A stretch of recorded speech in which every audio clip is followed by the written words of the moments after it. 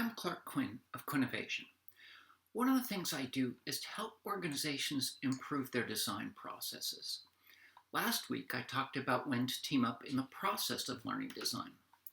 Another component of good design, besides knowing when and how to draw on more minds, is baking learning science into your processes.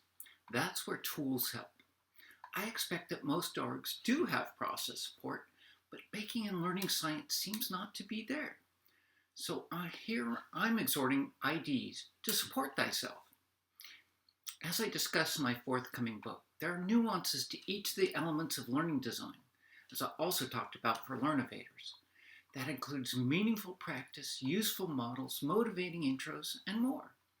The question is how to help ensure that as you develop them, you make sure to address all the elements. One approach, of course, is to use checklists. Atul Gawande has made the case for checklists in his The Checklist Manifesto.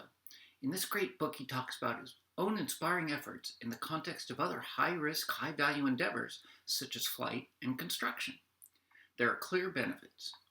The point is that checklists externalize the important elements, supporting us and not forgetting them. It's easy, when you do yet another task, to think you've completed a component because you've done it so many times before. Yet this can lead to errors. So having an external framework is useful. That's part of the rationale behind the Series E Learning Manifesto. I had originally been thinking about templates, and that's another way. And here, I'm not talking about targeted Quayshow templates.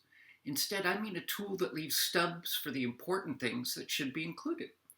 In examples, for instance, you could leave a placeholder for referencing the model and for the underlying thinking.